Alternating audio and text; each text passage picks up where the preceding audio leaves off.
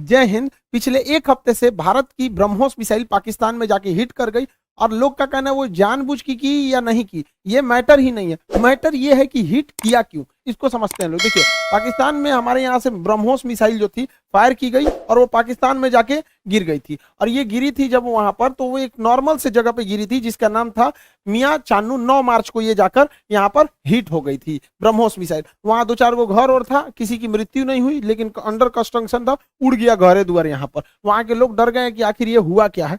तो उसके बाद वहां पर जो जो inter service public relation officer होते हैं, ISPR, कहीं पे भी देखिएगा तो एक PR ऑफिसर होता है, PR पब्लिक रिलेशन। यही लोग सारे लोग पब्लिक से कांटेक्ट करते हैं। जैसे मीडिया वाले को पास भी एक पूरी की पूरी PR टीम होती है। अब किसी मीडिया वाले को मान के हमारा इंटरव्यू लेना है, खान सर का इंटरव्यू, तो उन लोग को क्या पता, वो अपने PR टीम को बोलेंगे कि खान सर का नंबर निकालो, बताओ कहाँ बात करना है। तो वो PR टीम ही काम करती है। तो हर डिपार्टमेंट का एक PR ऑफिसर होता है, पब्लिक रिलेशन ऑफिसर, वही बताता है क्या हो रहा है क्या नहीं हो रहा है, एक तरह का प्रवक्ता होता है।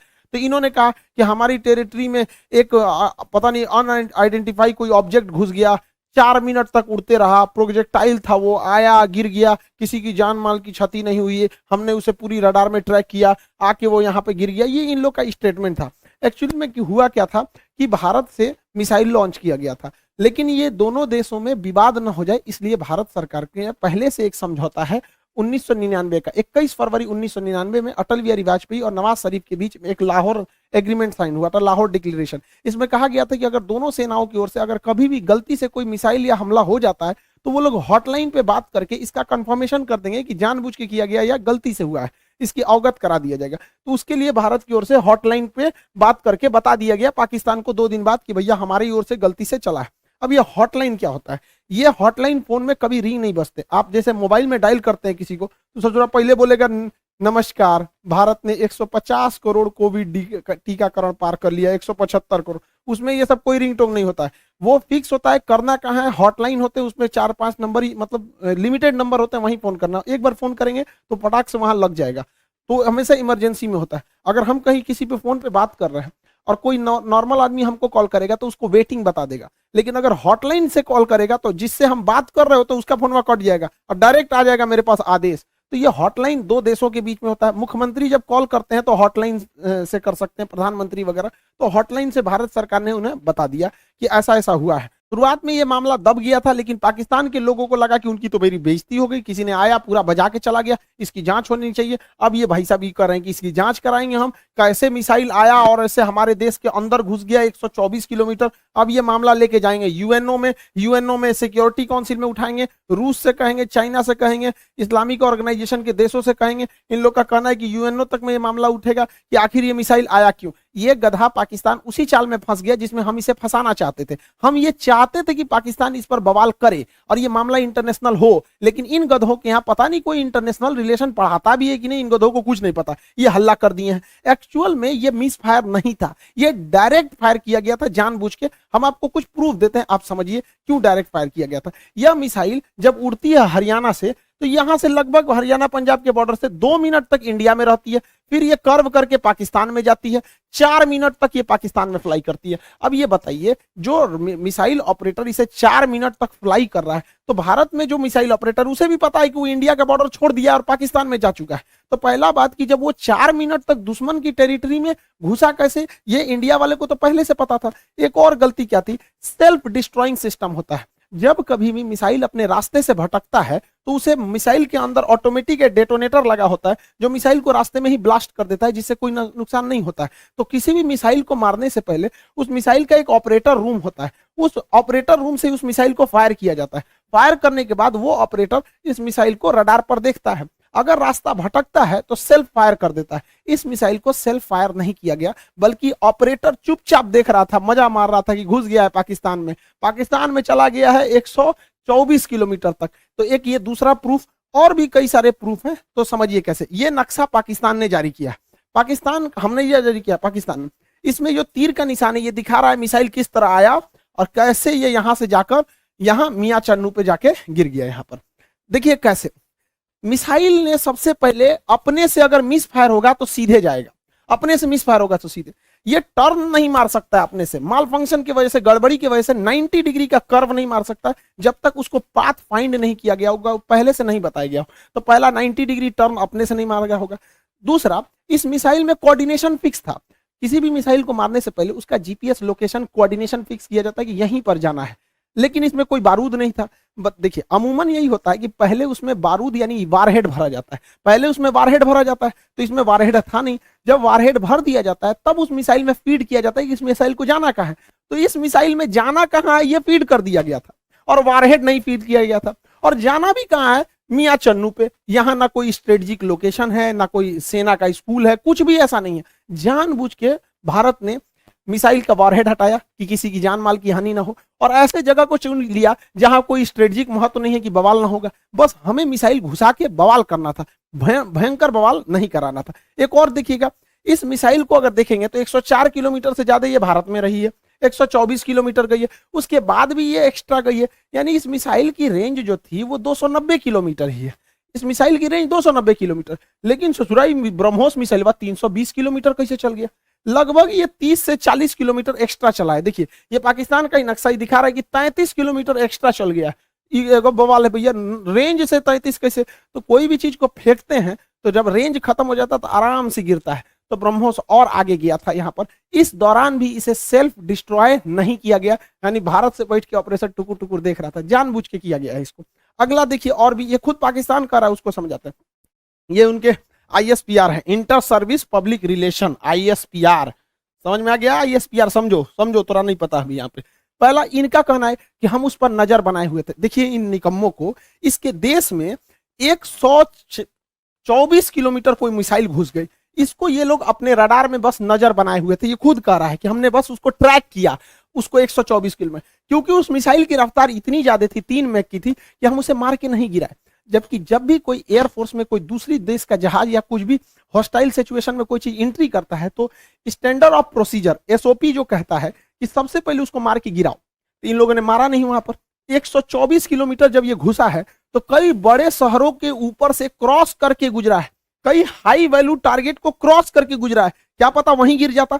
तो इससे यह साबित हो जाता है कि इनके पास ब्रह्मोस को मार के गिराने की क्षमता है ही नहीं, वरना इतने हाई वैल्यू टारगेट के ऊपर से गया है, वहीं गिर जाता तब क्या हो जाता। ब्रह्मोस न्यूक्लियर कैपेबल मिसाइल है, यानी इनके देश के ऊपर से इतनी बड़ी मिसाइल चली गई। ये लोग केवल और केवल बेशरम लोग कह रहे हैं कि हम उसे ट्रैक कर रहे थे। करते रहो ट्रैक, यहां से इतना डिग्री कर्व मार के तुम्हारे यहाँ आके गिर गया। पाकिस्तान इसे मार के गिरा भी नहीं सकता, क्योंकि ब्रह्मोस 3 मैक से चलती है। इसके पाकिस्तान के पास चाइनीज रडार है, इन चाइनीज रडार की हेल्प से इसके पास 2 तरह के मिसाइल क्षमता है। एक HQ-7 है, ये 30 से 40 किलोमीटर की दूर की मिसाइलों को मारता है। एक HQ-9 है, ये लगभग 150 किलोमीटर मार सकता है। ये दोनों चाइना का है। इन सबको पता नहीं चला कहाँ चल गया यहाँ पे, इन सब किसी काम का नहीं। अब इससे चाइना भी घुस आया है, क्योंकि उसका ऑर्डर दे रखा था। चाइना पूरी दुनिया को ऑर्डर दिया था कि भैया हमारा HQ-9 डिफेंस सिस्टम बहुत अच्छा है, ले लो। अब पूरी दुनिया ने उसको ऑर्डर कैंसिल कर दिया कि सोचा तोरा कोने काम का मिसाइल है। भारत का ब्रह्मोस घुस गया है वहां पर, अब ये घुस आया है पाकिस्तान के ऊपर कि सोचा, तो पाकिस्तान इसको कह रहा है तोरा मिसाइल फायर नहीं हुआ तो हम क्या करें। अब फिलीपीन ने ऑर्डर दे दिया था ब्रह्मोस को, अब वियतनाम भी कह रहा है हमको भी चाहिए, इंडोनेशिया कह रहा है हमको भी चाहिए, ताइवान कह रहा है हमको भी चाहिए। अब ब्रह्मोस एकदम जबरदस्त है यहाँ पर।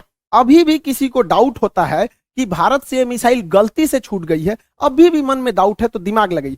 हम आपको मिसाइल छूटने के 10 दिन पहले अपना एक वीडियो का छोटा सा क्लिप बना दिखाते हैं, जो यूक्रेन मुद्दे पर बताए थे। उसको जरा ध्यान से देखिए और दिमाग लगाइए, आपको खुद पता चल जाएगा कि भारत ने मिसाइल जानबूझ के मारा था। इस दुविधा में हम लोग हैं कि अमेरिका का साथ दे कि रूस का साथ दे। इसके लिए सबसे अच्छा रास्ता क्या होता है समझिए। मान के चलिए हमारे 2 बहुत करीबी आदमी हैं, उन दोनों का बियाह पड़ गया, वो कह रहा है कि हमरे बियाह में आना, वो कह रहा है हमरे बियाह में जाएगा। तो भैया हम एक में जाएंगे तो दूसरा से संबंध खराब हो जाएगा। एक काम करते हैं, कोई दिन हम अपने बियाह कर लेते हैं, बातें खत्म हो जाएगा। भैया हम अपने बियाह में बिजी थे। इसी वजह से सबसे अच्छा तरीका है, ना हम रूस के फेवर में जाएंगे और ना ही हम अमेरिका के फेवर में जाएंगे। सबसे अच्छा तरीका है, मोदी जी को अपनी सेना को बोलिए कि गलवान घाटी में 2 किलोमीटर आगे घुस जाए। गलवान घाटी में जैसे 2 किलोमीटर आगे घुसेगी, लड़ाई तो करना नहीं है, उलझा के रखना है। 2 किलोमीटर जहां आगे घुसेगी उधर से चाइना वाले घुस जाएंगे, फिर वैसे ही स्टैंड ऑफ हो जाएगा। 2-3 महीना चलेगा, अमेरिका कहेगा हे बोलना रे रूस को, हम कुछ जी करें, हम तो खुदे लड़ रहे हैं चाइना से यहाँ पे, तो हमला दोनों शांत के शांत रहेगा। आपको क्या लगता है भारत को इधर उलझा देना चाहिए कि नहीं उलझा देना चाहिए? वरना आप मना करेंगे तो कोई ना कोई देश इस तरह से आपको कहेगा कि भैया हमारा साथ दो, उससे अच्छा हम खुद उलझे हुए हैं, बातें खत्म। अब समझ में आ गया? हम लोगों को इस इंटरनेशनल कचड़ा में नहीं पड़ना था कि रूस का साथ दे, कि यूक्रेन का दे, कि नाटो का, कि अमेरिका का। इसलिए हम खुद बोले थे कि भारत को कहीं ना कहीं हमला कर देना चाहिए, ताकि हम लोग खुद ही इंटरनेशनल प्रेशर से बच जाएं। आज पूरी दुनिया नहीं करिए कि आप हमें जेलेंस्की का साथ दीजिए, नाटो का साथ दीजिए, कुछ नहीं कर रहा है। अब हम लोग यूक्रेन मारने से हट गए हैं क्योंकि पाकिस्तान इसे इंटरनेशनलाइजेशन कर रहा है और हम लोग बच गए यहाँ पे। मोदी जी कभी कभी मेरी बात मान लेते हैं, कभी मान लेते हैं कभी कभी, लेकिन बहुत कभी कभी बहुत बवाल के बाद मानते हैं। अभी देखिए पिछली बार रेलवे में पूरा बवाल हुआ, तब जाके उन्होंने अपना नोटिफिकेशन जारी किया, उसमें भी 2-4% इधर उधर करिए दिए हैं वहां पर भी रेलवे वाले में। और एयरफोर्स की वैकेंसी अभी रिजल्ट अभी तक रोक के रखे हैं। भैया ये एयरफोर्स वाले हैं, इन लोग को पढ़ा पढ़ा हम लोग बैठे हुए हैं, भेजिए, उड़ाए सब जहाज, मारे सब यहाँ पर। कितना लोग को हम लोग रोक के रखे यहाँ पर, तो कम से कम एयरफोर्स की तो रिजल्ट क्लियर करना चाहिए। मान जाते हैं मोदी जी बतिया, जैसे हमला करने वाला कैसे बोले 10 दिन में मान गए यहाँ पर, तो कभी कभी मानते हैं कभी कभी नहीं मानते। अब पाकिस्तान धमकी दे रहा है कि हम इस मिसाइल का रिवर्स इंजीनियरिंग कर देंगे। दूर कहीं का रिवर्स इंजीनियरिंग करेगा? जब भारत ने इतना स्ट्रेटजी बना के मारा था, तो देखिए रिवर्स इंजीनियरिंग में जहाज का मेन चीज क्या होता है, उसका इंजन, पूरा इंजन तबाह हो गया, इंजन पूरी तरह तबाह हो गया। जो सीकर होता है, जो रडार होता है आगे, वो जहाज के अगवे लगा रहता है, वो थुथुर में पूरी तरह से उधिया गया है यहाँ पर। इसका जो सॉफ्टवेयर है, बिना सॉफ्टवेयर का जहाज उड़बे नहीं करता है, बिना सॉफ्टवेयर का मिसाइल नहीं उड़ सकता है, मोबाइल काम ही नहीं करता बिना सॉफ्टवेयर के। इनके सॉफ्टवेयर कहाँ है? तो अभी भी मिसाइल को देखिए, मिसाइल अपने से डिस्ट्रॉय नहीं हुई है, जानबूझ के इसे छोड़ा गया। तो पाकिस्तान कर रहा है, ये किस धातु का बना है ये हम पता कर लेंगे। रे ससुराल लोल, अगर तुम ये पता कर लेगा किस धातु का है, तो तुम अभी तक बना चुका रहता कि किस धातु का है। धातु पता करके बता, इंटरनेट पे मिलता है, हमरा से पूछ लियो, आके हमसे पूछ लियो। केमिस्ट्री में जब मेटलर्जी चैप्टर पढ़ाएंगे ना, धातु कर्म चैप्टर पढ़ाएंगे, धातु शोधन, सांद्रण, निस्तापन, भंजन, वहीं बता देंगे मेटलर्जी में तुमको। ब्रह्मोस का खोजेंगे लोल कहीं का, कौन सी बचल है ब्रह्मोस में? कुछ नहीं मिलने वाला है। लेकिन हाँ, ये बवाल कहेगा हमने ब्रह्मोस का कॉपी बना लिया, अमेरिका के टॉमहॉक का हमने कॉपी किया था, हमने कॉपी बना लिया। ऐसा कुछ कॉपी नहीं बना पाएंगे, क्योंकि बहुत ही टफ इंजीनियरिंग होती है इसके अंदर। आपका आगे का जो रैमजेट इंजन है ये बर्बाद हो चुका है, फ्यूल सिस्टम बर्बाद हो चुका है, प्रोपल्सन सिस्टम बर्बाद हो चुका है, नेविगेशन सिस्टम बर्बाद हो चुका है। खाली खोपड़िया मिलेगा तो ये बना लेंगे मिसाइल। यहाँ पर गुलेल बनाना है, देख के बना लेंगे लोल कहीं के, यहाँ पर मिसाइल बना लेंगे। और तुम बना, भारत के पास पहले मिसाइल बनाने के बाद परीक्षण केंद्र जो था वो पोखरण में था, यहाँ परीक्षण करते थे, चांदीपुर में परीक्षण करते थे, व्हीलर द्वीप जिसका नाम कलाम द्वीप है उड़ीसा का, इसे करते थे। फिर नया जो था कर्नाटक के चित्रदुर्ग में परीक्षण करते थे। 4 जगह हम लोग का परीक्षण केंद्र था। अभी नया 5वां परीक्षण केंद्र खुल गया है पाकिस्तान। अब हम लोग हमेशा कभी कभी इधर परीक्षण करते रहेंगे ब्रह्मोस वगैरह का। और पाकिस्तान का नया सरदर जो है ब्रह्मोस जो है, वो नेवी से तो मार ही सकता है, एयरफोर्स से मार ही सकता है, जमीन वाला तो अभी ये मार के गया है। इसका नया खतरनाक वर्जन ब्रह्मोस 2 आ रहा है, जो 800 किलोमीटर मारेगा। यानी पाकिस्तान में बैठे बैठे पाकिस्तान हेल के, अफगानिस्तान हेल, कजाकिस्तान चल जाएगा वहां पर। ब्रह्मोस 2 आ रहा है, इसका बाप है ये ब्रह्मोस का। अभी इसी से नहीं लड़ पाए तो दादा आ रहा है। दूसरा ब्रह्मोस NG आ रहा है, बहुत हल्का रहेगा और बहुत दूर तक मारेगा। तो तुम ससुरे, एक तो तुम्हारे बाप के बस की बात है नहीं रिवर्स इंजीनियरिंग, क्योंकि बचा ही कहाँ है। अगर उस तरह से देखिएगा तो हम तो वियतनाम को, फिलीपीन को बेचे हैं, वही बना ले रिवर्स इंजीनियरिंग। रिवर्स इंजीनियरिंग इतना आसान है तो हम लोग राफेल खरीद के लाए हैं, नहीं बन जाएगा। तुम्हारा रिवर्स इंजीनियरिंग इतना तगड़ा है तो चाहे अमेरिका से तुम F-16 जहाज खरीदे हो, तुम उसको 20 साल से उड़ा रहे हो, अब बैल आज तक तुम अपने जहाज J-17 का एक तो इंजन नहीं बना पाए, कौन सी रिवर्स इंजीनियरिंग करते हो? मनोवैज्ञानिक दबाव बनाओगे कि हमारे पास ब्रह्मोस 2 आ गया, ब्रह्मोस का कॉपी आ गया है, तो जो एकरे बस का कुछ नहीं है। ये बस मेकअप करेगा, चौथे शादी की तैयारी करेगा। ये आंटी जी खैर चाचा है, कोई बात नहीं, हम क्या करेंगे, बैल कहीं का, तुम सुधर जाओ, ऐसा कुछ नहीं होने वाला है यहाँ पर। इसलिए रिवर्स इंजीनियरिंग नहीं हो पाएगी। इसको 1 साल से हम समझा रहे हैं, नहीं समझ पा रहे हैं यहाँ पर। इससे कोई रिवर्स इंजीनियरिंग नहीं होगी। अब आप समझ गए होंगे, भारत ने जानबूझ के मारा था यहाँ पर ब्रह्मोस, इसी बहाने ब्रह्मोस का